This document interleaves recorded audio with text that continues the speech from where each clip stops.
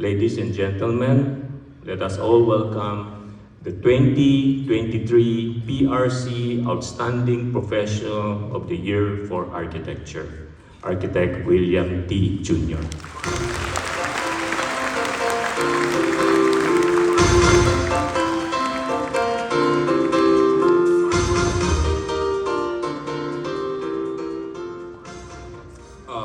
PRC Commissioner Honorable Jose Cueto, my fellow architects, good afternoon. Today is not a beginning, nor is it an end. This is just a simple celebration of architecture.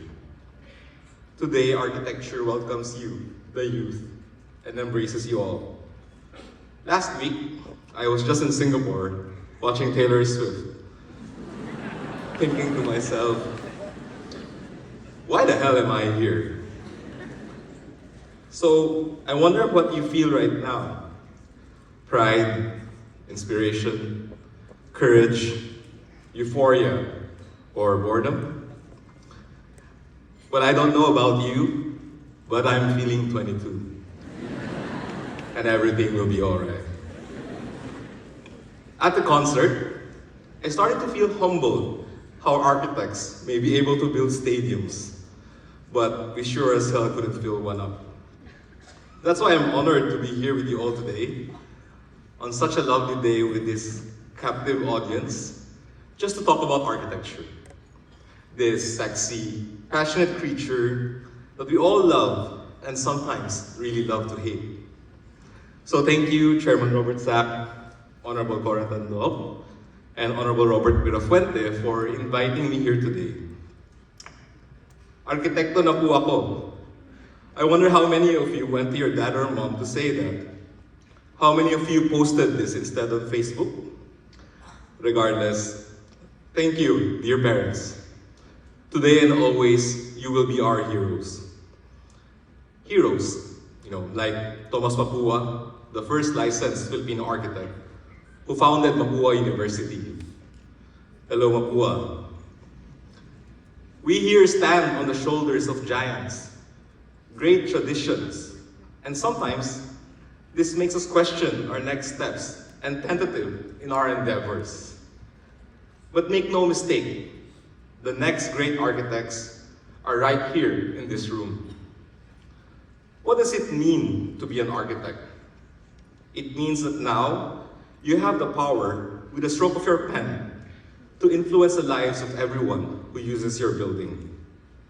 Drawing lang yan, pero drawing yan ng arkitekto. Architecture is involuntary art imposed upon every single person who passes by and sees it. Everything you see in this city, an architect built. Every place you will go through today, from your home to this place, an architect built. I have often lived by this great quote: with great power comes great responsibility. Great power gives hope, and great responsibility creates change. Architects are the primary professionals tasked with the growth and development of our urban environment. There are so many challenges in architecture: old problems, new technologies, so many restrictions creating so much fear. But not for you, not for the young. This generation is the best equipped to bring about change. You now have access to an unlimited amount of knowledge right there on your phones. The world is very different today. We have seen the internet grow and change our world. And we see growing right before our eyes the power of AI. So much in our world is young, so much in our young nation is new, and yet so much more is yet to come. They say that the more things change, the more they stay the same. We will always be the same human beings who aspire for greatness. We have the same beliefs and ask for the same rights. We want what is good and strive for the better. We are the heirs of a changing world, unwilling to stand by and witness the destruction of nature and our environment. Hello, Chocolate Hills. Unwilling to leave this world unchanged and prepared to make it better for our fellow man. No barracks. No barracks. That is the superpower of youth. That is the power of architecture. There are many, many possibilities.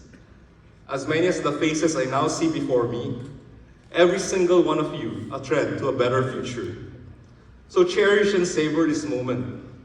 Understand and internalize what this means. You have a unique superpower that only belongs to the young. You have the power of choice. You have the power of youth, and this power is limitless. The great Louis Kahn said, you say to a brick, what do you want, brick? And brick says to you, I like an arch. And you say to brick, look, I want one too. But arches are expensive and I can use a concrete lintel. Then you say, so what do you think of that? Brick says, I like an arch. After you get home today, when you turn off the lights and go to dream, will you still be an architect? After every long and tedious day at work, after many years and all the frustrations that will inevitably come your way, will you still be an architect? People try to make architecture seem complicated and mystical. They put up barriers in the form of credentials, examinations. They confuse and obfuscate, splitting a dream into so many tiny specializations and divisions, restricting us and selling us disguised narcissistic impulses as altruism. But guess what? The secret is, it's actually very simple. Less is more. Be an architect. Wake up, do architecture, read architecture, watch architecture, talk architecture, create architecture, and finally, go dream of architecture. Wash, rinse, and repeat. Be confident in your skills. This generation of architects has seen the growth of one value that all previous generations have yearned and strived for. You have authenticity and you value it. Too many people want to talk about architecture, but not enough people care enough to do something about it. What can we do? What, how, and why? What is architecture? A look around you in this beautiful hall built by the great Leandro Locsin from University of Santo Tomas, my alma mater. Go Ste! Architecture is the greatest manifestation of human civilization. Long after our society is forgotten, when our art, literature, and music is lost, architecture will remain. Architecture is the physical embodiment of human society. Architecture is the human environment. We architects build wonders and create fantastic buildings, but have no idea how to fix a toilet. I'm an architect. I don't know how to fix a toilet, but I hope I can do architecture. So I'd like to tell you how I got lucky and became an architect. About 44 years ago, yes, I was born and grew up in a home in Tondo with one bathroom shared by a family of 9. It was of course a much simpler time then, with no internet or cable TV. I watched Michael Jordan, played basketball in the streets in my air chinelas, and counted myself luckier than my playmates who played barefoot. I basically just kind of like slept through most of school, dreamt about superheroes and fantasy adventures. Books were the farthest I could travel, and I read them voraciously. My dreams changed from day to day, from being a paleontologist because of Jurassic Park, to being an archaeologist, Indiana Jones, to being an astronaut, Star Wars. I always loved stories and heroes, how they can chase away bad dreams and always win. When I was finally going to college, my dad asked me, "What do you want to do?" I said, "I want to be a comic book artist and draw Spider-Man." My dad said, "Well, that sounds fun, and maybe it's what you really want, but life is expensive, and you should be a doctor or a businessman. What do you think?" I said, "I want to be a comic book artist." But since my dad was the one paying for college, so even though I didn't really know what an architect was, I started this accidental journey to becoming an architect, taking 3 jeepney rides every day just to get to UST. I was probably the worst architecture student back then, Sorry to Sir Randy, who was my design professor, and I remember I debated him about oranges and apples, and now I know it's like the worst thing ever. Sorry, Ma'am Shona, and all our educators here, but thank you for helping us become who we are. I never really made it to any class earlier than 9 a.m. I just couldn't wake up. I skipped most of my general education classes to go play StarCraft and Counter-Strike. But I always kind of loved design, this strange new subject for me, where I could just draw new places and imagine people using them. It reminded me of how I used to play setting up cardboard boxes and furniture to make play sets and bases for my toys. Mind you, I love design, but I was never really any good at it back then. I always had kind of like a nerdy, rational, and mathematical leaning, kind of like imagine Spock in Star Trek. So, yeah. No one ever really told me why we were doing architecture. And I kept looking for a process on how to do architecture, and sadly, found none. I was maybe the laziest intern ever, working for architect Ben Sosiho in the summer after my second year, learning how to do mind-numbing CAD details, which I had no understanding of, from kitchen and stair details to column and beam details, and I probably messed up half of them anyway. After my third year, I went to Dumaguete to work with my mentors, who are still until today my mentors, architect Norman Muanya and Gerard Uymatiao from the University of San Carlos. I learned to enjoy talking about architecture and learning why we build things the way we do. My first project, well, the first one I worked on, was the Silliman Elementary School Pavilion. I worked on details from custom, like stainless steel connection pins in the machine shop, all the way to the erection of steel members, and back then, which was something new, polycarbonate canopies. Finally, this architecture was real. This was a new feeling, getting something built. Unfortunately, I had to come back to Manila to finish school, and of course, go back to my then girlfriend, who I ended up breaking up with that same year anyway, because I told her I loved architecture more than her, and I could always find another girlfriend, but I could only ever be an architect. Harsh, right? Anyway, for one reason or another, after many challenging professors and failed relationships, I graduated from college and thought to myself, now what? I went to interviews wearing shades, arriving late, not really caring what happened because my cousin was nice enough to give me a job that paid me 15,000 pesos a month, which no architecture back then would pay me. So life was good, and I was just cruising along. Now, I do believe that my friends really helped shape me into who I am today. My friends Raymond and Eric told me I was kind of like ruining my life, partying every night. So they got me this job at their office, and on my first day of work, I was just shown my seat, asked to do some stair details, and I got paid 4,500 pesos a month. So architects don't really get paid much. So dear parents, make sure you have a great meal after this. Your brand new architect probably won't be able to afford one on an architect's pay. Finally, after 5 months of work, I quit my job and started reviewing for the board exams. I went to every church I could think of. Novena sa St. Jude, Itlog sa Santa Clara, Prosesyon sa Baclaran, Manawag, Bisita Iglesia on foot, whatever it takes. After 1 month, we finally got our results. It took a month back then, imagine. Again, I got lucky. My oath-taking day was also here. But I was kind of like dazed and lost in my own head and floated out before it even finished. So I have no memories at all of that day. And so I wish that you cherish this day and do remember it. Now, my best friends from high school back then had both left the country and went to Stanford and Sydney. So I was kind of feeling left behind and wanted to study and work abroad as well. But lucky me, I got to work on a couple of karaoke bars for my cousin, who introduced me to Security Bank, who then became my first corporate clients. And they've been my clients ever since for the last 20 years. Luck. I had to make a decision then. Do I go exploring what else is out there for me?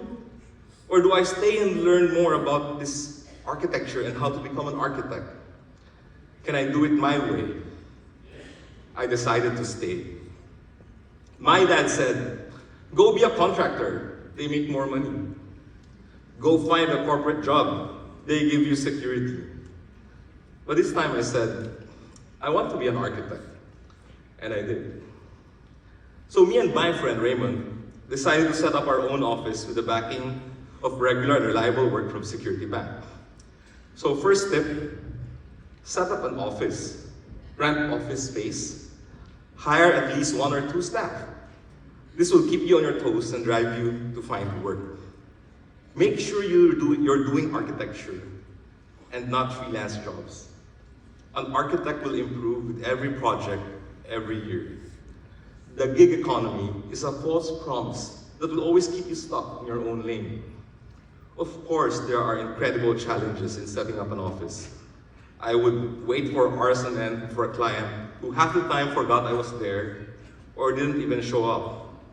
We would work overnight for days to finish a project and travel hours to get to our site sometimes on rickety old buses for projects that sometimes never happen. There are enormous financial and mental pressures, physical and social distractions. The struggle is real. I've been lucky to have the opportunities to help me grow as an architect, but I was also conscious enough that they will be few and far between. So I had to make the most of every single one of them. Second tip, there will be opportunities everywhere. The question is, will you be ready when it comes? Will you have the knowledge and skill set to take on these opportunities? Or if not, like what I did, will you be able to just pretend you do and have the determination to learn these skills overnight? Me and my partner realized that most people spend only a fraction of their time learning or doing architecture. So even if we were not as smart as most people, we could just put in twice the effort and greatly outdo them. In 2007, me and Mon decided to part ways and I founded WTA. I was now truly on my own.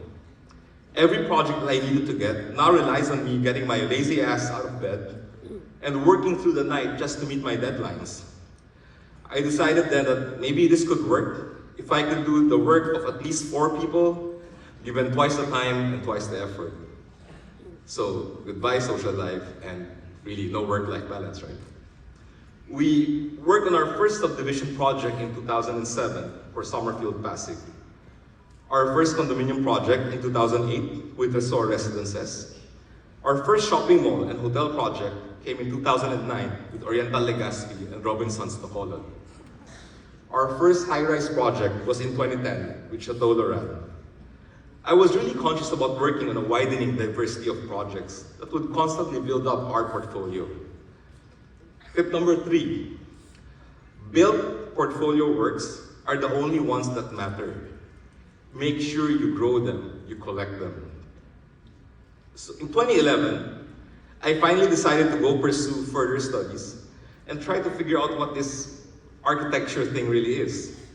I couldn't go anywhere too far. I had a practice to run. So I went to NUS in Singapore, and for 1 year, I flew home every single week. No weekends for me then. I flew home Thursday evening, went to the office Friday morning, flew back to Singapore early Tuesday, and went straight to class.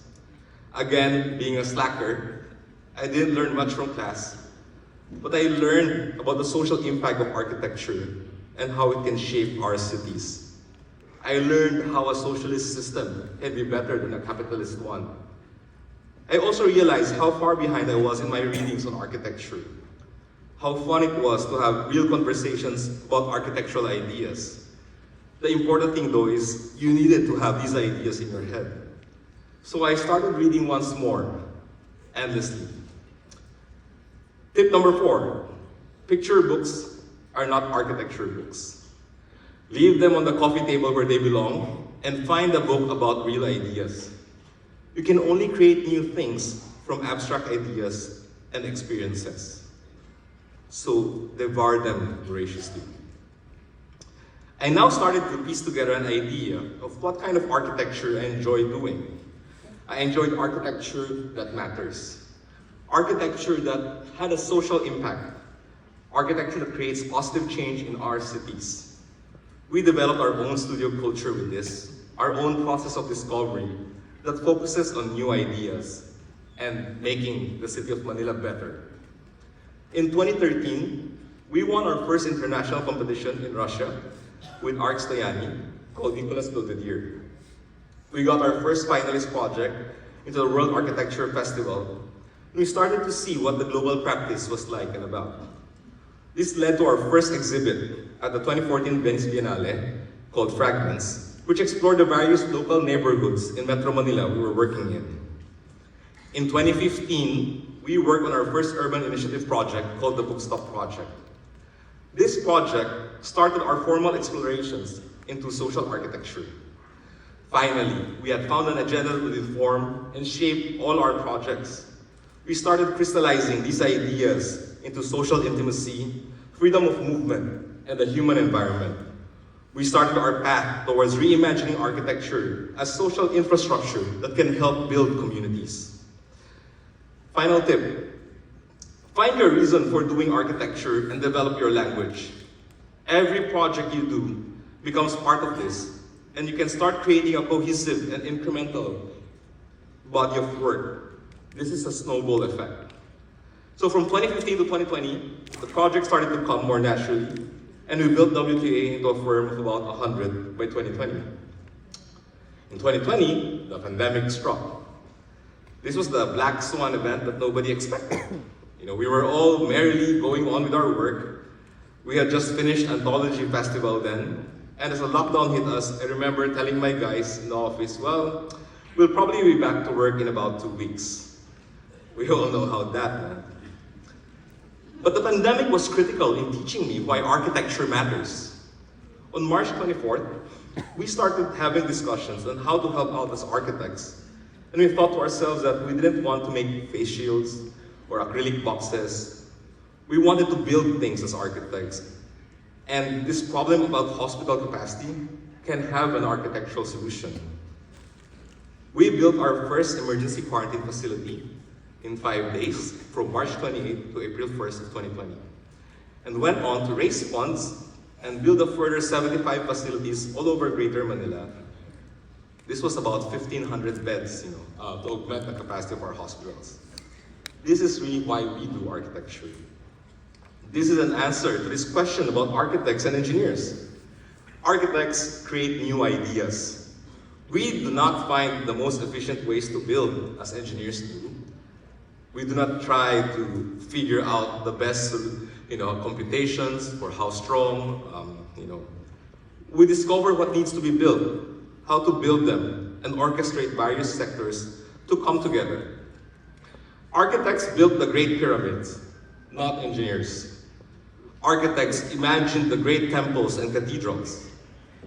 Architects plan our museums and our cities. Architecture matters because change matters.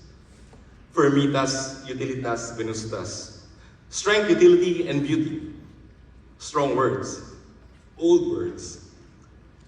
Let me give you some new words. Change. Mutatio. Pagbabago. Architecture is about ideas. Ideas change the world. They say that we should be less idealistic. I say architecture without ideals is dead architecture. To quote one of my heroes, Steve Jobs, let's go invent tomorrow rather than worrying about what happened yesterday.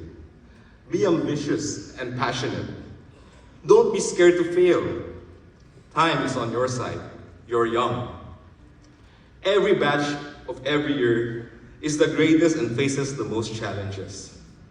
Don't listen to us, the envious older generation, who laments everything and anything that comes after us. We're old. Architecture is hard work, yes. It is not just about passion and ambition. It requires a grand strategy and a plan. Not just ideas, but also action. It takes longer to design a building and much more to build one than to make a baby. Do not expect the world to work the way you want it to be. Don't expect to set your terms and have life accommodate you, but go out there and meet life on its terms. Architecture expects a great deal from you. It expects you to be smart, but more importantly, to be persistent. Architecture has the power of agency, but change requires actions and sacrifice. Change requires more than speaking. It requires listening. Listen and engage, even to the most ridiculous ideas. Do not be wary of change. Do not fear the world. We are constantly searching for Filipino architecture when we should just be looking for architecture. 90% of all the projects we do are not architecture. They simply function as buildings. Architecture only really happens when we push the needle forward, when we make the world better, when we discover new things. The most Filipino architecture is that which we Filipinos do.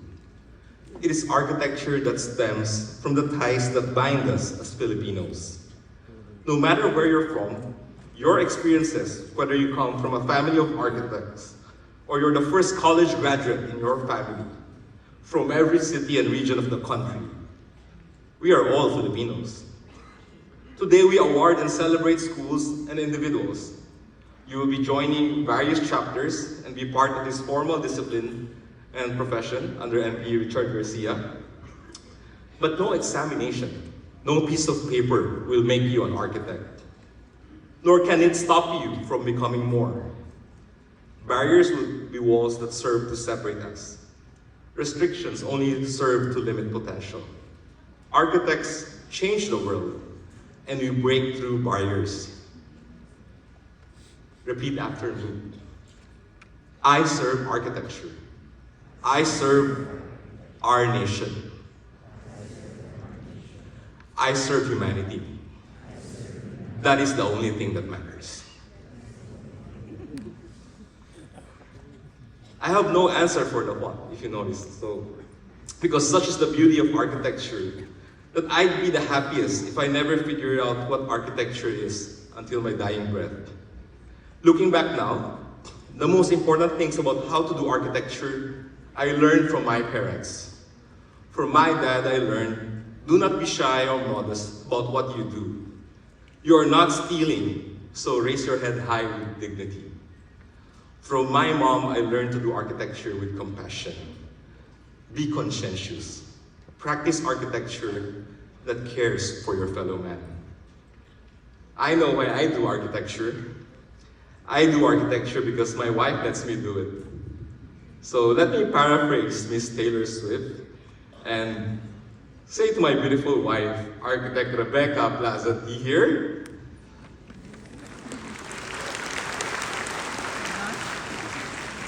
I don't know how it gets better than this.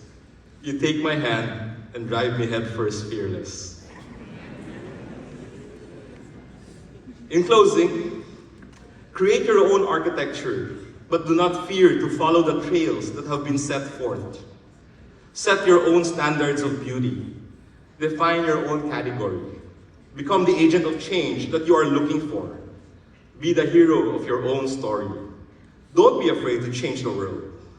Never let arkitekto ako become arkitekto lang po ako. Sooner or later, we will all be gone. So why don't we stay young while we're alive? Stay young, everybody. Every day, everywhere. Stay young, stay restless. Thank you all very much.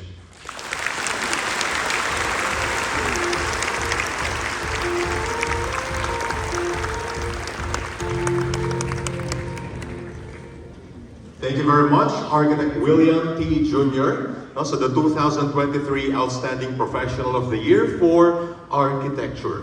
So from someone who doesn't know anything about architecture to someone being one of the leaders in the industry, an award-winning architect. His projects gaining international awards. Recently, yung FEM Museum Stadium na nakareceive ng another international award, and WTA is actually one of the 6 Filipino architecture firms that made it to the list of the top 100 architecture firms in the world.